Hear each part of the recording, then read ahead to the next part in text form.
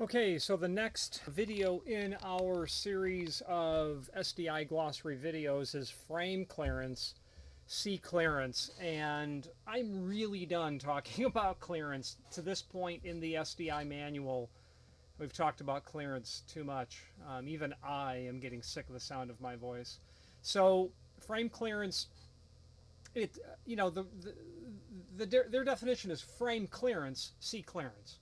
So when I say when they say just clearance, they're talking about the dimension from the bottom of the door to whatever is immediately below the door when the door is in the closed position. What's that amount of room that you've got?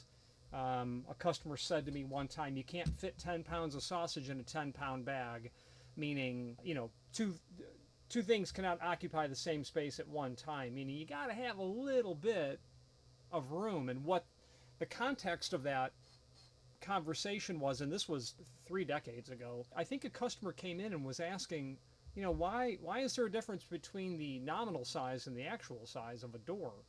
And I said, well, you need to have room. You need to have some breathing room there. And I wasn't able to express it really adequately to the client, but I was just saying, you've got to have some room for that door to be able to get in there and close real nice. You got to have a little bit of 1/8 of an inch here and here and here. He's like, oh, I get it. You can't fit 10 pounds of sausage in a 10-pound bag. Meaning the frame ID, the nominal size, if that's 36 inch, your door can't be 36 inch because both are occupying the same space at the same time. So you've got to have some relief. You've got to have some room. You got to have some clearance. It obviously goes for the jambs, goes for the header, but in this component, we're talking specifically about the clearance below the bottom of the door, which is the same requirement of breathing room of space that you'd have on the jambs and the header.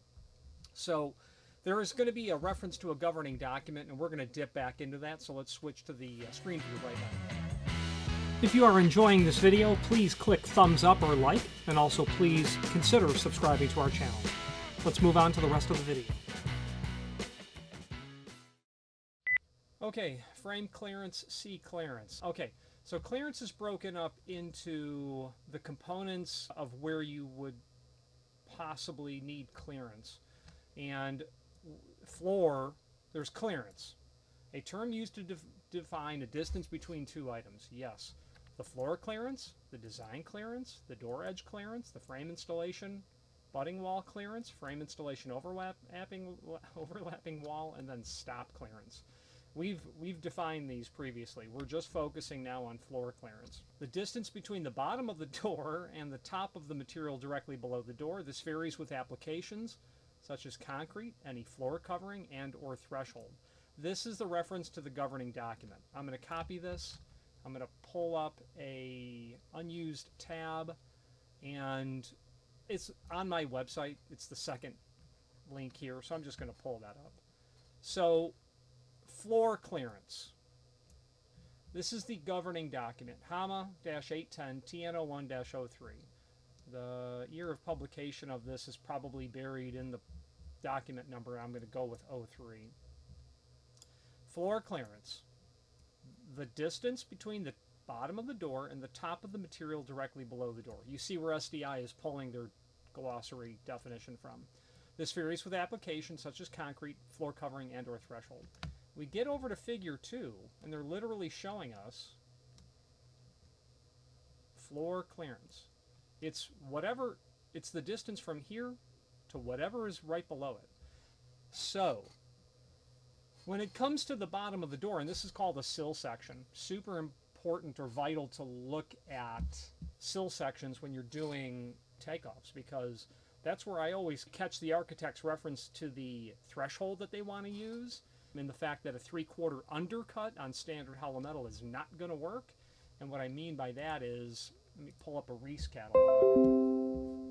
I am deferential to Reese. I will admit that. Door hardware catalog. So this is where I always find where the architect says, yeah, I want bump up thresholds, or latch track, or latching, or panic, whatever term is used. But that's where I find they're sneaking in this one, the S483A, meaning your standard 3/4 undercut ain't going to work with this one. And this is where I find, yes, my doors are going to have a 3/8 undercut, which means that the door is a 1/2 inch shorter than the nominal size, rather than 3/4 shorter. This would be, you could certainly make this one work with a standard 3/4 undercut. This one would work, but they're going with this because it's ADA compliant. And why is it ADA compliant? 2 reasons. It doesn't exceed 1/2 inch overall height, and the amount of rise over run that is not compliant does not exceed a total of a 1/4 inch. And that's what that is. Handicap compliant. So that's where I catch the fact that I got to order all special doors, meaning 3/8 undercut, not 3/4 undercut. So all my doors have to be a 3/8 longer than they would be otherwise. 3/8? Yeah, 3/8 longer than they would be otherwise. So, but this concept of floor clearance is really important if we go back to the original concept of 10 pounds of sausage in a 10-pound bag.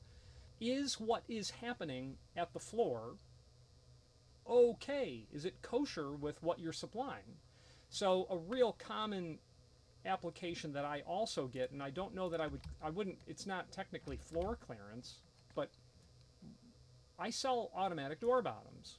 And as I would guess that lots of door distributors may sell automatic door bottoms as well. Here is a threshold. You've got wood flooring coming in. Typically this is a residential application, what we're dealing with. And this is your clearance that's here. It doesn't really matter. But sometimes you get into trouble with clearance when it comes to residential application, and now there is a rug or a mat that's here. When your door swings open, it actually hits that. Actually, let's draw it like this. Here's the rug. When the door opens, it actually clears that, just ever so slightly. Putting a door sweep out here, which is not a good idea, but putting a door sweep here, that's going to drag over that. So an automatic door bottom is pretty typical what we sell here. So the point of clearance is sometimes, even with the correct clearance, you still have a problem. So just something to consider, because it forces us, when thinking about clearance, to actually be thinking about perhaps a greater overall worldview of clearance. Here's your clearance, but is that clearance actually going to work? If they're doing something, there might be a problem. Or if you happen to visit a job site and you can see that the concrete pour is way out of level, or you actually check that, you might have to think about clearance a little bit more. Clearance is different than undercut in the sense that undercuts the dimension from the bottom of the door to the bottom of the jamb. So I do kind of like to think of clear undercut as my nominal size, even though it's, it's not nominal. And my clearance to be my actual, meaning what do I start with, meaning that's the undercut, and then what am I left with, meaning that's the clearance. So there you go. I don't have anything else to say about this at this time. So let's go back to the F's. Floor covering. Oh my goodness. More of the same. Oh, heaven help me. This SDI glossary is going to drive me to drink. Let's move on to floor covering. Thank you for watching, and if you've enjoyed this video, please click thumbs up. Please subscribe and maybe even send the video to someone that you know. Thank you.